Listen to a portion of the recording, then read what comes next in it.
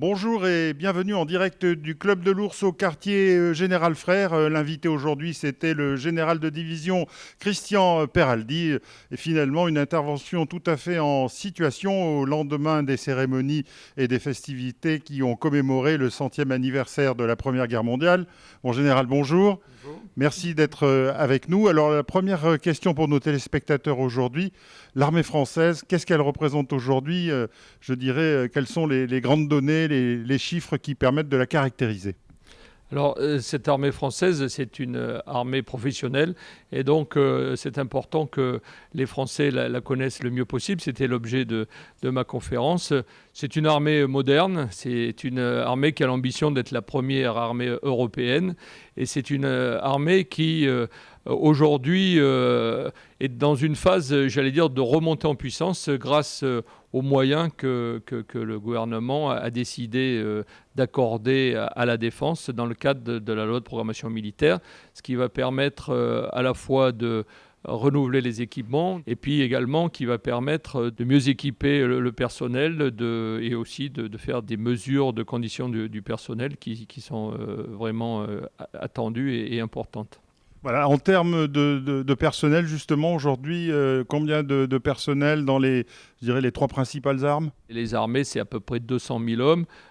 C'est 100 000 pour l'armée de terre, c'est 60 000 pour l'armée de l'air et 40 000 pour la marine.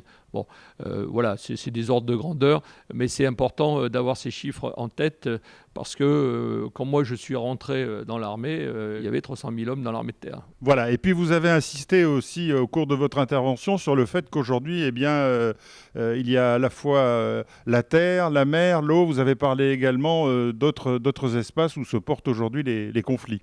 Effectivement, aujourd'hui, il y a 5 domaines d'affrontement. Il y a ceux qu'on connaissait qui sont traditionnels, c'est-à-dire la mer, l'air et la terre.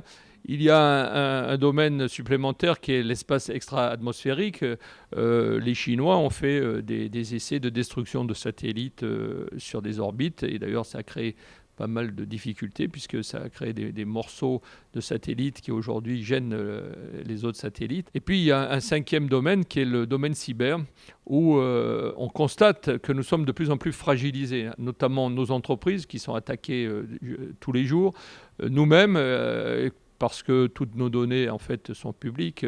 On a eu l'affaire de Snowden où on s'est aperçu qu'en fait il n'y avait pas de secret et que tout était stocké, récupéré par un certain nombre de grandes plateformes et de grandes entreprises et qu'aujourd'hui cette fragilité nous oblige en fait à avoir des moyens pour se défendre si les ennemis cherchent à neutraliser notre nation en s'attaquant à ces systèmes d'information. Voilà, merci beaucoup. On pourrait en parler fort longtemps. Pour en savoir plus, je vous invite à vous rendre sur le site internet du Club de l'Ours où vous trouverez beaucoup plus d'informations sur l'intervention du général Peraldi.